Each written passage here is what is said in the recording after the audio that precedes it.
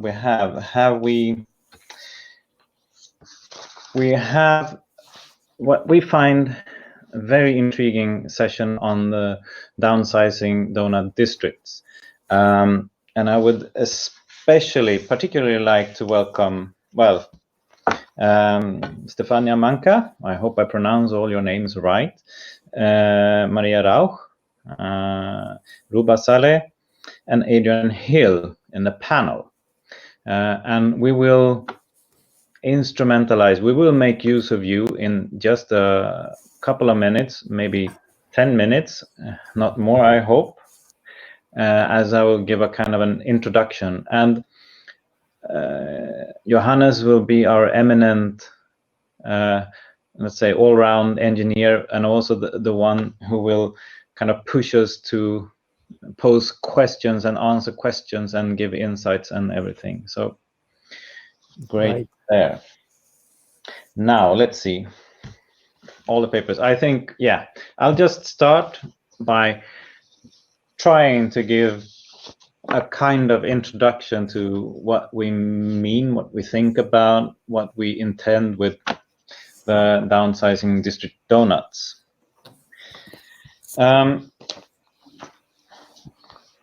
I hope all of you who listen, by the way, maybe Johannes mentioned that you can all use the Menti function, because we're going to use it right after this introduction. And right, so it's not meant to be able to read. This picture is a screenshot partly from the concept board on the 3 pillars. I'm sorry, I was a bit unprepared, but I think that there is I think Johannes maybe put it in the chat, or maybe I will. The concept board link is there. Yes, you can go there if you want to read it in more detail.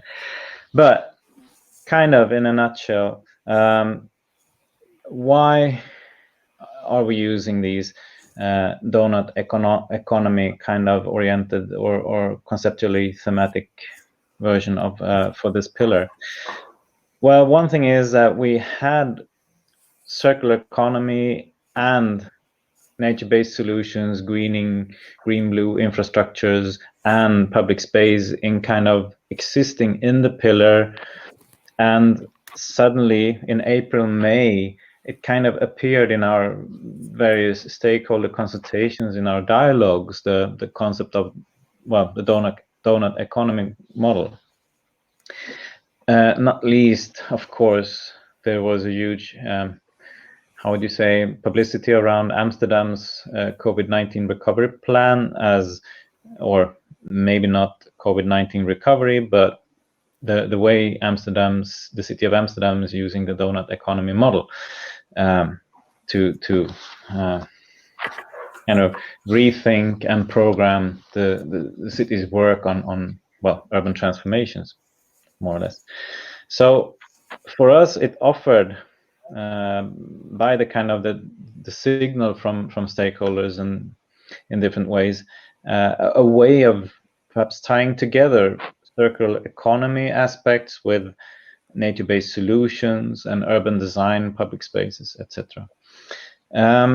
So perhaps very general, and I hope that our discussions will shed more light on this in different ways. But of course, the donut economy model builds upon the kind of reduction, regeneration, redistribution.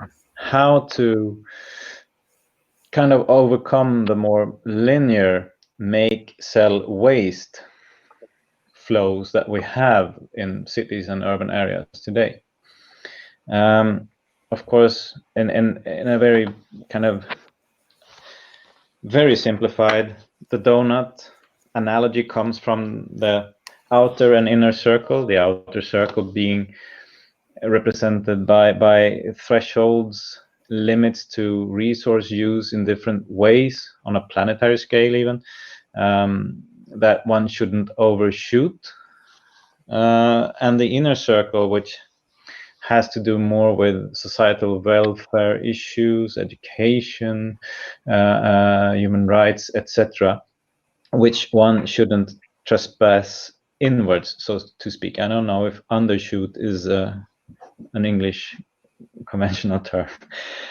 So hence the logic of downsizing.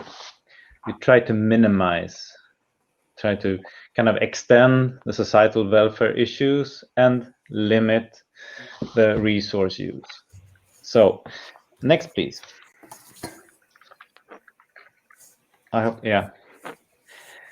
So for us then, the key issues in downsizing donut districts has emerged as, well, broadly speaking, governance and public engagement for transitions, mobilizing people for change, you say, and there are some keywords in that around just transitions, equity issues, etc., behavior change, bottom-up initiatives, etc. Right? So we know this from urban transformations, urban transitions discussions. There's also increased circularity in different ways, and you might see some more perhaps new urban economy terms, keywords in there. Also, in this pillar, we tend to think of what does this mean for sustainable spatial planning or kind of urban morphology, and here we also have land use issues around green-blue infrastructure, nature-based solutions, etc., reuse, renovation of the built environment. There are also some kind of material building matter issues, etc. And lastly, also, of course, urban design issues, be it public spaces, but also kind of what increased circularity may actually mean for the places that we have, the neighborhoods, the community settings, etc. Next, please. Now, one of the approaches that we used in order to develop this has been focus group dialogues with, broadly speaking, city officials, mainly, even at times research institute affiliated people, but working very closely to city administrations. And from them we take on, and again, if you go to the concept board later or open it in parallel, you can kind of check what the really small print is. But what we have seen there are kind of from the city administrations, public administrations, urban governance point of view, what the most pressing issues are. And across this, you can see that there is a high concern around capacity issues in different ways. Capacity building in public administrations, the kind of organizational capacities for transitions, but we also see capacity building in local communities and civil society around regeneration issues, etc. There are also, let's say, leadership issues and capacities, and capacities to build a vision to be shared, etc. And then there are also around how do we talk about the immediate positive effects and perhaps also long-term effects and benefits of downsizing district donuts or even city donuts, right? So this is what the pillar kind of revolves around at the moment today. Next one, please. Over let's say the whole 2020, as we've had these different consultations and dialogues, we've also seen more kind of topical issues in a different sense. The former is perhaps more on how, and that would be of course natural, so to speak, coming from city officials. Now we have also a set of, at the moment, more topical issues around urban agriculture, Of course, in COVID-19, we have seen aspects of this when it comes to food security, but also how it connects to energy and other kind of resource use issues, etc. And also land use and greening aspects of this. This also, of course, relates to the robustness of our urban systems, not just the resilience, or however you want to play around with these concepts, but there is a kind of a baseline robustness that perhaps isn't there, as again COVID-19 has perhaps shown. There are also kind of topics around the different scales of this, from the neighborhood to the functional urban area, that different aspects of donut economy or downsizing urban donuts, different aspects have different scales, so to speak, right? There's also issues around or keywords, perhaps more do-it-yourself urbanism, change makers, placemaking, social innovation, community actions, etc. And then there are perhaps more, if you will, engineering aspects or systemic aspects around the built environment itself, the kind of social material aspects and adaptability and flexibility of these, and not least building materials, etc. So that was the, I hope, 10-minute introduction to this rather big and complex issue. Now I would ask Johannes, do we have a Menti ready? Yes, we do. Great. So we would like to ask all the participants to help us shape this session, more or less, and to shape the discussion for that. So for that, we have set up a number of questions. The warm-up question would be, so I think everybody is familiar until now, for now with the Mentimeter. Go to menti.com, type in the code on the top. You see it here again, which is a little bit larger. And then we have a question for you. To what degree are the principles of the donut economy / nature-based solutions implemented in your city?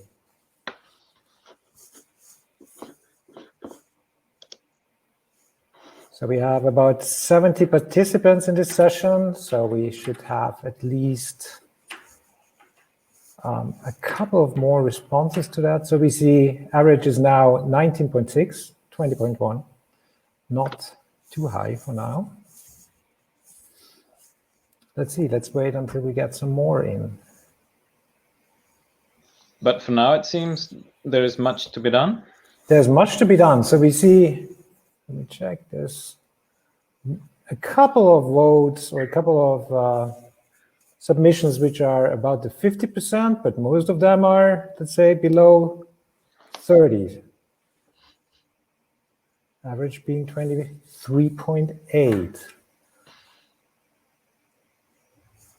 Let's wait until we have about 40 participants so that nobody's cut out when I just open this multiple. But we see a clear trend that this is not it's not a very high number. So we are here about a quarter in from the full scale. All right, I think we have another Menti question for you. That is, what keywords come to your mind when thinking about the donut economy and nature-based solutions? So you're asked to submit one keyword and we should get a nice word cloud from that. I'm very curious what will come up from there. Greening. Citizen engagement, planetary boundaries, local economy, sustainable consumption, sobriety.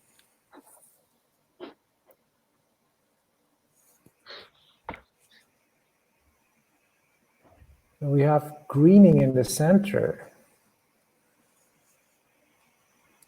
But we already see this is a quite, since there's not many keywords coming up, not many keywords which are larger. That means that there's many different keywords submitted here, and that probably also already indicates what Jonas said in the beginning, that this is a quite complex topic and then encompasses very different aspects of urban development, urban life, and the sustainability debate.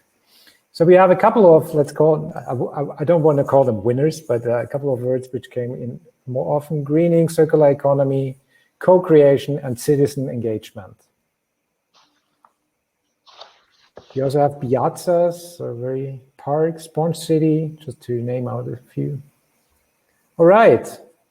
All right.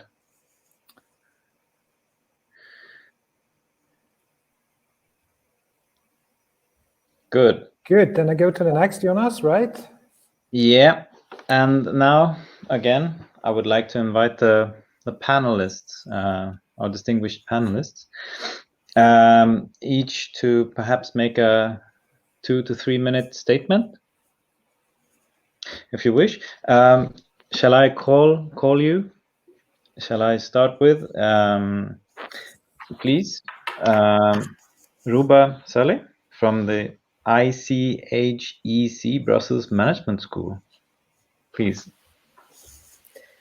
Thank you very much, Jonas and Johannes, for the invitation and for this very interesting and challenging session at the same time, actually. My statement revolves around complex governance systems. So I would like to state that the downsizing, the donut philosophy, which you are launching at the moment, is actually timely. Of course, it departs from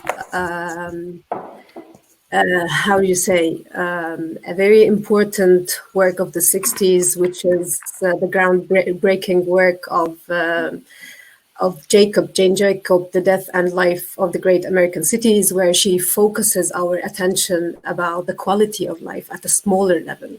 And today we have a very big movement of making massive small change, which is led by Calvin Campbell, which speaks about human scale as the main idea in the sustainability vision.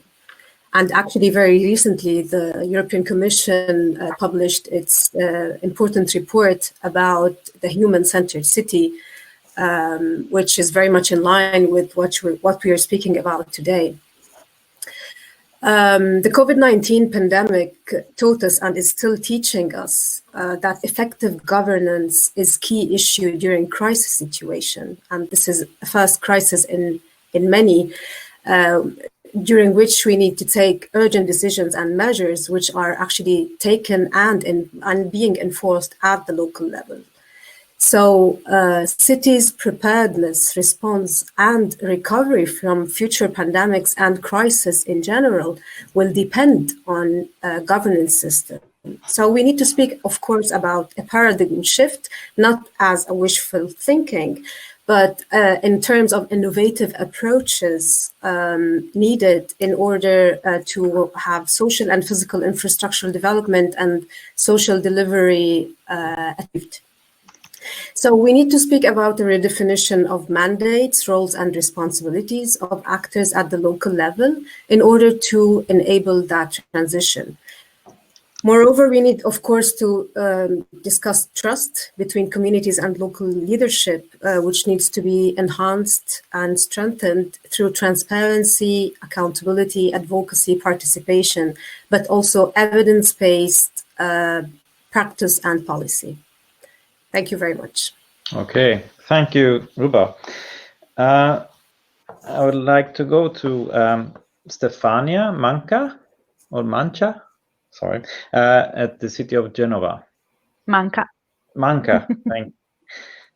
Do you have a short statement for us to begin with? Yes, exactly. Yes, I have it. Again, related to the governance level, especially the local one, but the incredible power that we have on our hand and we maybe don't know.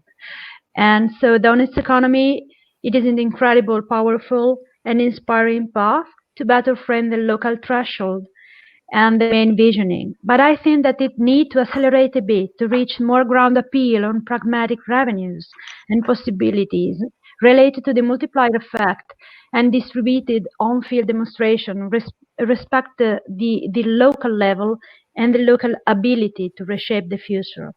I think that now, because I belong to an urban areas, I live in an urban areas, we are facing a really critical momentum due to the necessity to rethink our future, and we also need to change our paradigm and a city work in and out casting due to the political cycle mandate, due also to a lot of conflicting priorities, and maybe sometimes try to go in the forecast of the future. Now we are committed instead to the backcasting. Also, because we have to deal with the uncertainty on the future.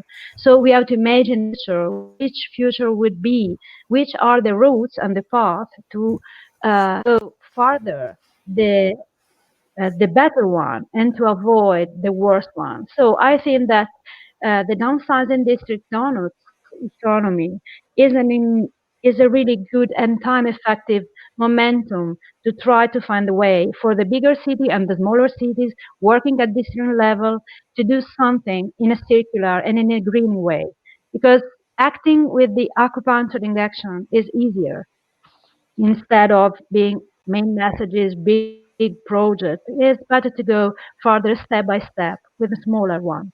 And I think this could also help to identify better some indicators and powerful effect at local level. Thank you. This is my statement.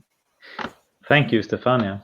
Now, okay, I would ask Maria Rauch, urban expert, Urb Act expert. Adrian, ladies first. So, last. Please, Maria.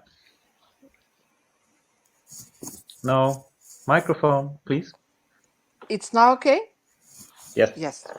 Okay, thank you.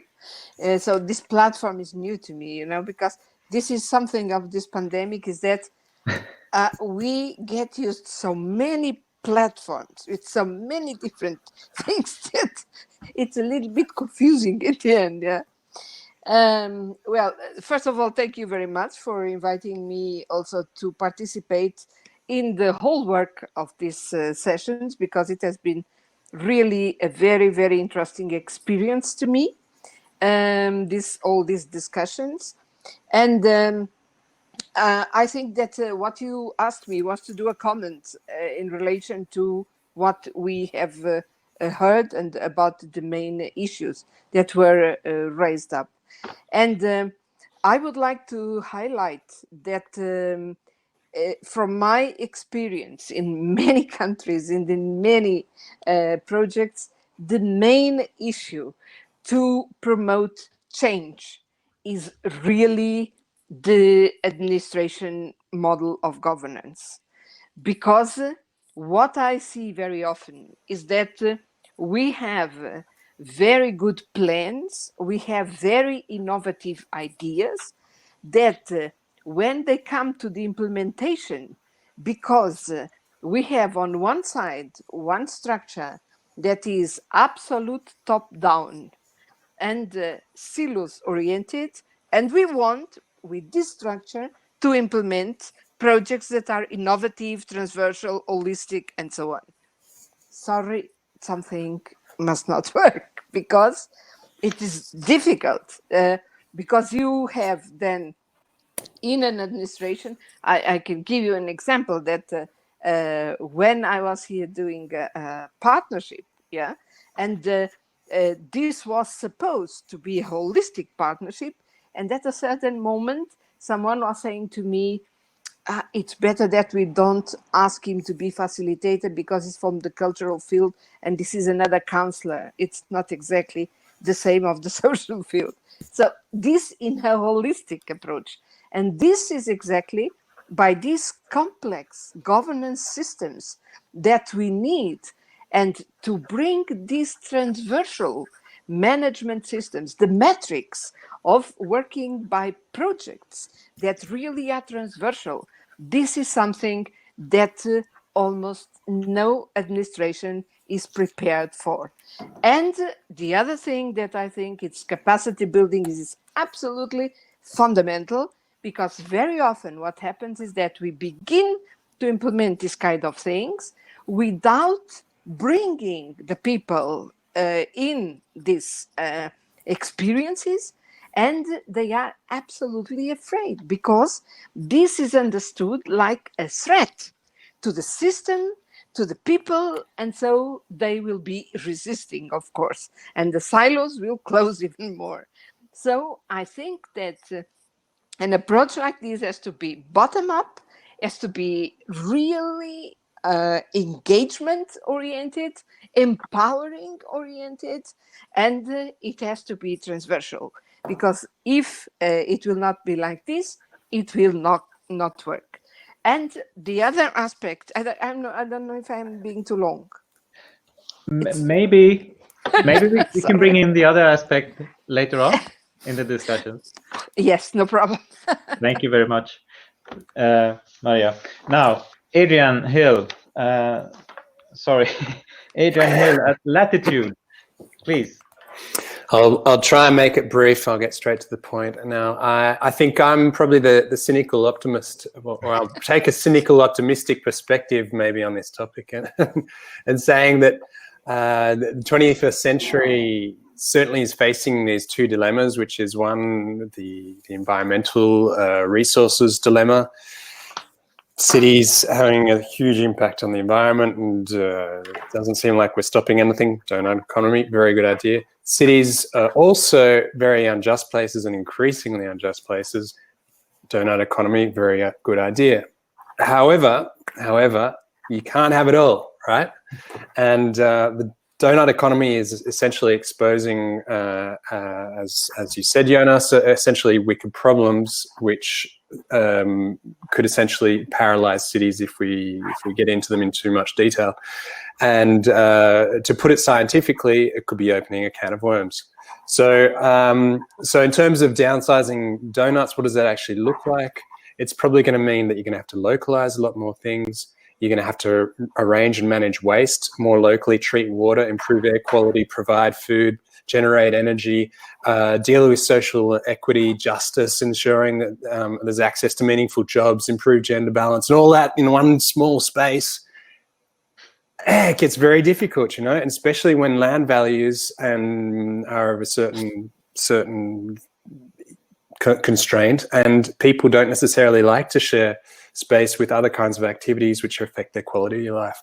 So, and just to put it, you know, give you an example, you know, we've got a social housing problem in many cities. What happens in many cases, we rezone industrial land because it's cheaper. Provide social housing there, but then the problem is that that's also affecting those jobs for those perhaps poorer people, or the space where we could essentially deal with resources or what have you. You know, we might be creating space for nature-based solutions, but that could also be increasing land values because those spaces are prettier and what have you. So there's conflict and there's tension. I'll leave it at that. How do we deal with that? That's my question. Yeah, thanks. And it's good because it seems like we now have a kind of a very big portfolio of challenges in a way. But that's also our tricky situation and how we kind of operationalize this in a program then to really push for transitions. But thank you, all of you, for these statements. Looking at the time, I think we're ready for we have about 3 Menti questions, I guess. I look at Johannes now on the screen, which you can't see that I'm looking at him. But and what I would like now is if we could open the Menti and then the panel, after we see what emerges or during what we see what emerges, if you have each been kind of ascribed one question or kind of one topic, I guess. And first out is Ruba. So 1 second, I switch to the actual question. So this question, so we have 3 questions prepared for now. We prepared them with the panelists in the briefing sessions before this event. We have 3 people, so 1 person each reflecting then on your contributions, on your answers to that. First, as Jonas said, is Ruba.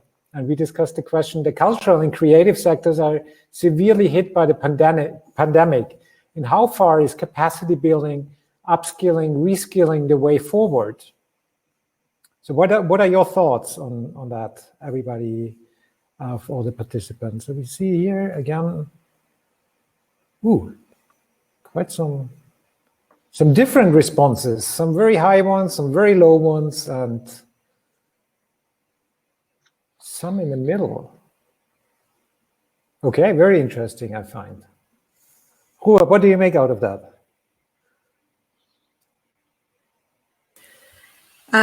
Actually, Johannes, this is very interesting because the question was provocative in a way, based on the very recent campaign which was launched in the UK, picturing a ballet dancer and saying that she doesn't know yet, but her future job is a cyber something.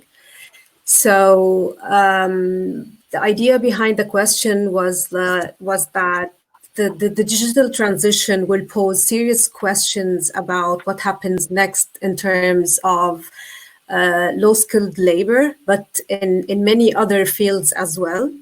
And who has the right to decide who upskills in what and how? Of course, everyone might need a reskilling and upskilling in some kind. And the creative, cultural and creative sector, for example, is an amazing and brilliant sector, but there might be some space for innovative business models, for example. But how far can we push? Can we push a ballerina to become a cyber hacker, for example? So this is an open question. Thank you, Ruben. I just figured we discussed showing the image of this ballet dancer, and we didn't include it here, so my apologies for that. That just went through somehow in the preparation of this session. Exactly, but it also points towards, let's say, tensions between personal, individual aspects on what you feel the need to do or what you are forced to do, depending on how you view that, and the kind of organizational and or structural or societal capacities, right? Or in different communities of practice, etc. So indeed, very, very provocative and very interesting. So Johannes, how do we make sense of this, the Menti answers now? I have absolutely no idea because they're all over the place. So there's no clear trend, really. Could I make a comment on this? Please, a short one. Yes. Yes. No, I just wanted to say that I agree completely. And for that reason, for instance, here in the municipality I am working with, in the city where I live, what we are building is a pact for employment and quality of life. And we have the companies also in it. We did already some meetings. And the objective of it is exactly to observe. We have the employment center, we have so all the relevant actors, and we observe what is going on with the companies that are releasing people and which are the sectors that are growing, because in the middle of this we have some sectors that are really expanding, and trying then to see how to offer the people that are going to be released and that are going to lose their jobs the opportunity to say what they would like to do with the opportunities that are coming. And this with the main objective of not allowing people to fall into unemployment or in social difficulties, to make the transition as far as quickly as possible. So only to say this, sorry. Yes, thank you. That's interesting, with kind of concrete on the ground approaches to and how to tackle this. Thank you very much. Now, Johannes, shall we move on to the second topic? Yes, let's do that. Yeah. So for the second part, we have another question for you on Menti. For the donut economy to be effective, It is necessary. So it's more a statement, and you can either agree or disagree with it. For the donut economy to be effective, it is necessary to apply the dramatic interventions into the market economy. Do you agree or do you disagree? Okay, very interesting. Let's see where this leads us.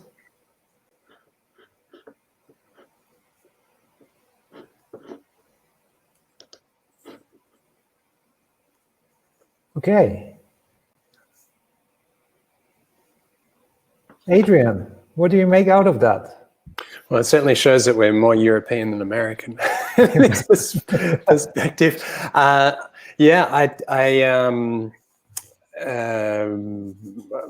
think dealing with a topic like this is one where, okay, certainly there's no one answer, but it does address a very touchy topic, which is that for us to gain something, we have to also be prepared to lose something. And these are kind of issues or tensions that I think we're in terms of thinking about quality of life, we get trapped on. And so without dealing with some of these market forces which are avoiding, as Maria was saying, that space for the public sector to be able to intervene, it's very challenging. We've seen with the COVID process that, in fact, rather draconian public investment was necessary which far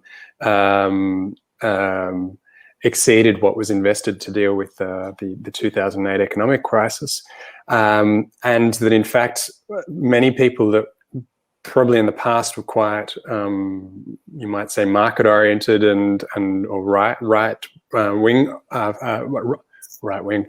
focused towards capitalism would probably in these times have said, no, I really accept that the role of the public sector is extremely important for propping things up and also providing leadership and direction. And so the same I think goes for something like the donut economy, where we do need the public sector to be very much involved in guiding the process. The only problem is we don't have a crisis on our hands that is so evident that we'd have to stop everything and start to think about practical compromises that we can essentially adjust our lives to tomorrow to improve things.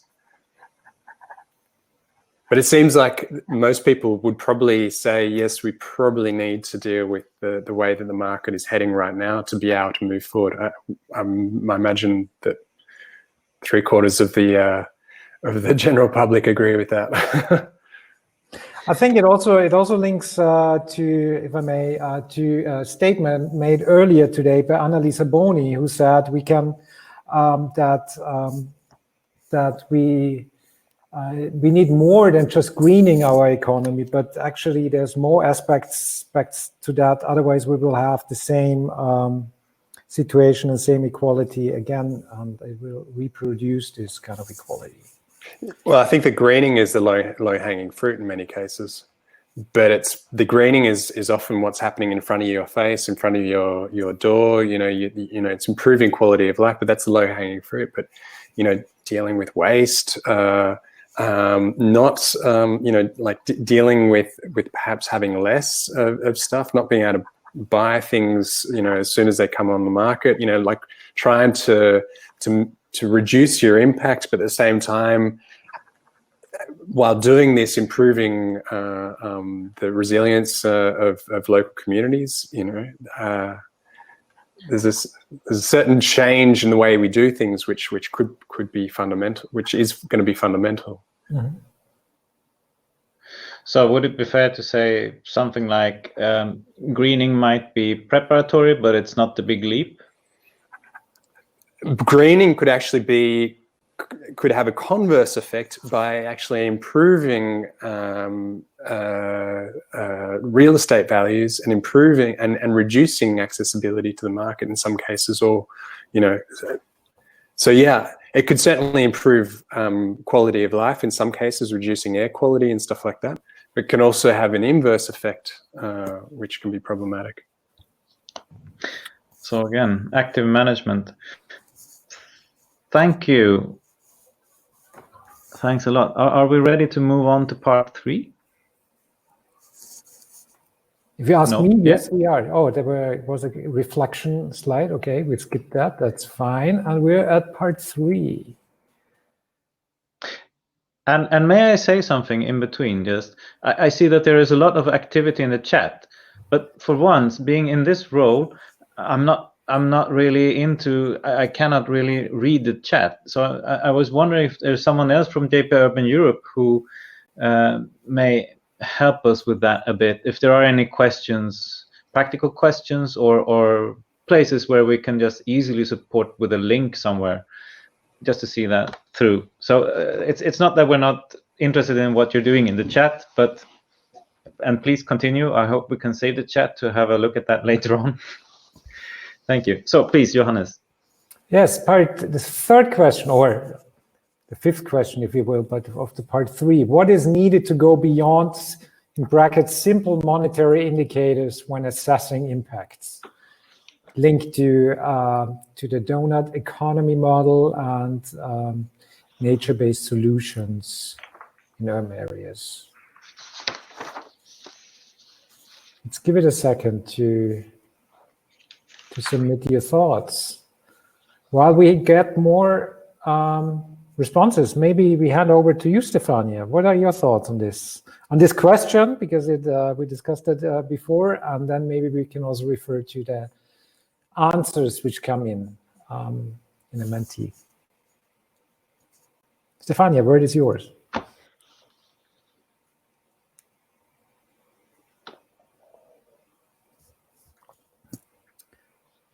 We cannot hear you.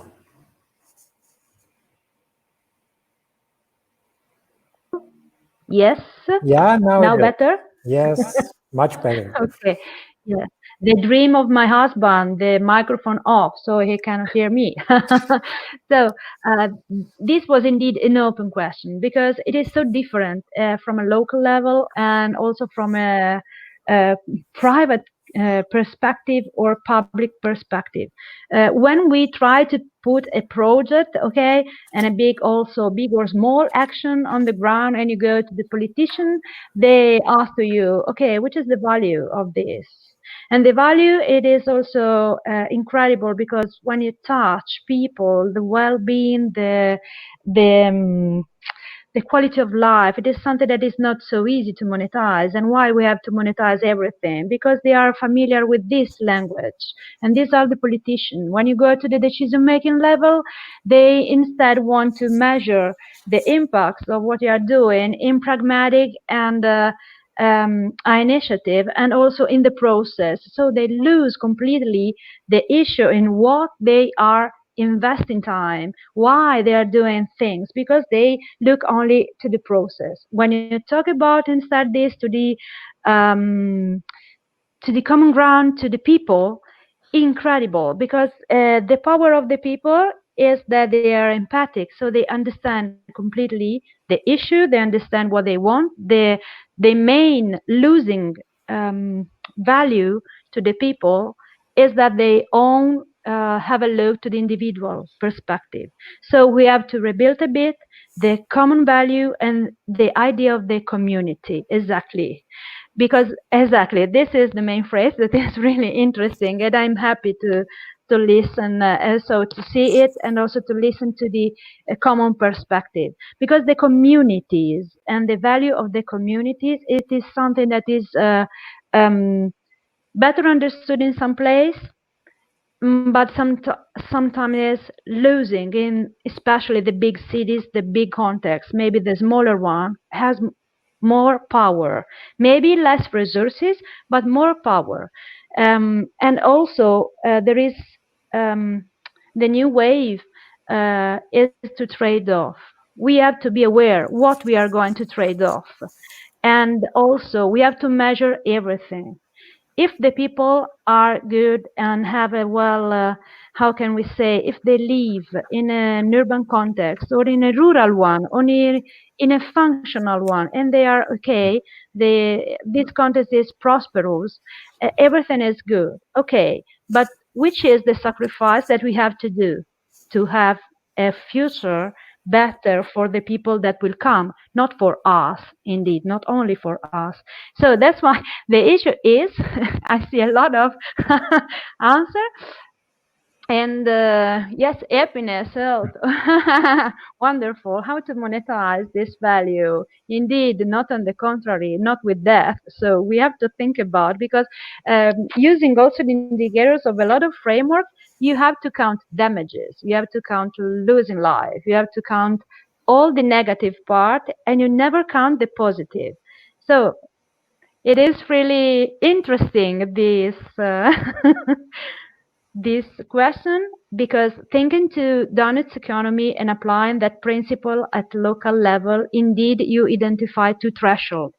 And these thresholds are really well identified, and you have to go and to stay in the middle. And sometimes it is indeed a language issue, because people speak different languages. In the same administration, cities, context, it depends on who they are. And so the language and the translation, especially for someone that looks like sustainable development and resilience, it is a crucial issue.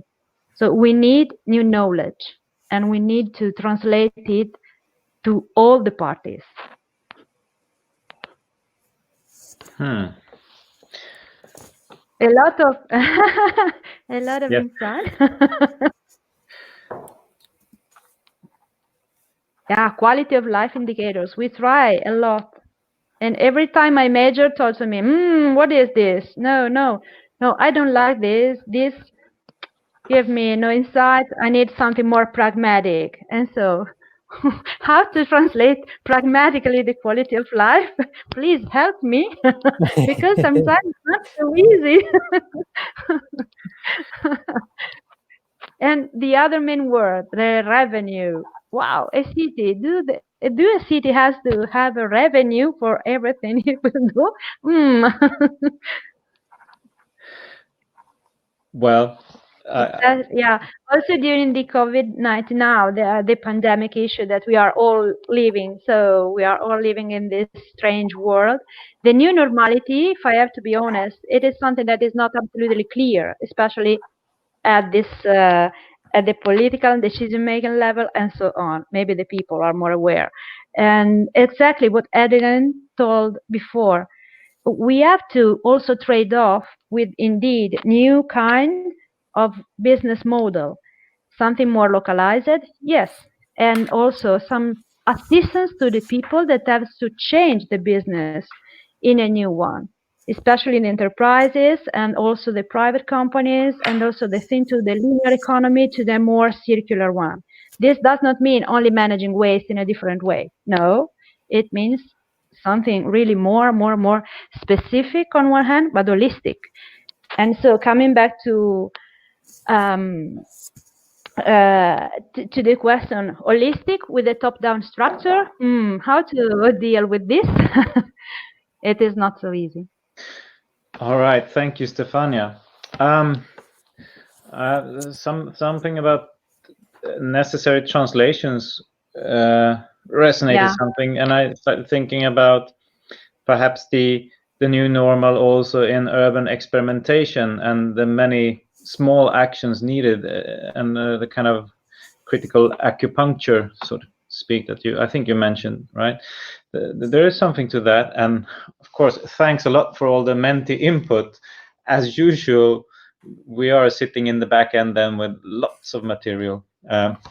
Now, well, I would like to ask Maria if you would like to give a kind of a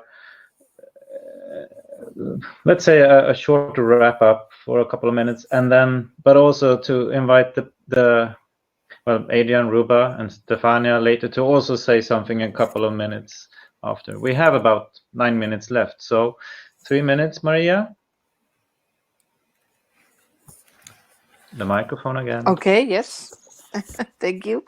Thank you. Well, I think that from what we have heard and the discussion, it was clear that we need to reshape and rethink the governance models to be able really to go through with the changing in the practices also, and to make our new ideas and new objectives possible. The other aspect that I think that it's very interesting is this, that Ruba said, is this human aspect. It means that cities should be human. And I remembered one city that I have studied that is, I think that the pronunciation of the name is a very complicated thing. It's Jyväskylä or something in Finland. Yeah. Jyväskylä. Sorry? Jyväskylä. Jyväskylä. Thank you. Thank you very much. So, and this city, what I find really very interesting is the way that they did this process of change.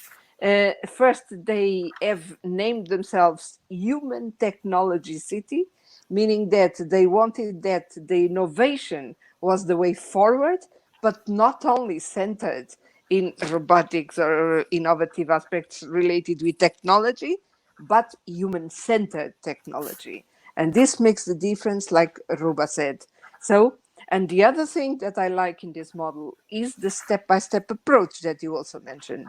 It means that they have, first of all, created an area, and they have tested the approach in this area, creating a new environment, testing it, because it's easier then when people see the success to be convinced and to accept the extension and the expansion of this. And this comes to this, what Stefania was speaking, that is how to illustrate the advantages and the positive assessment of the measures. People need to see the advantage. They have to see this illustration. For instance, I like very much the way this event has begun when I was asked in which city I am to see which was the savings in CO2 to make this event online and not on the city. This is exactly one good example of illustration. Yeah, so that of course that then the program did not know where was my city, but this is not the problem. That is a small one. But I think this is a good example of that we need to be creative, yeah, by involving the people.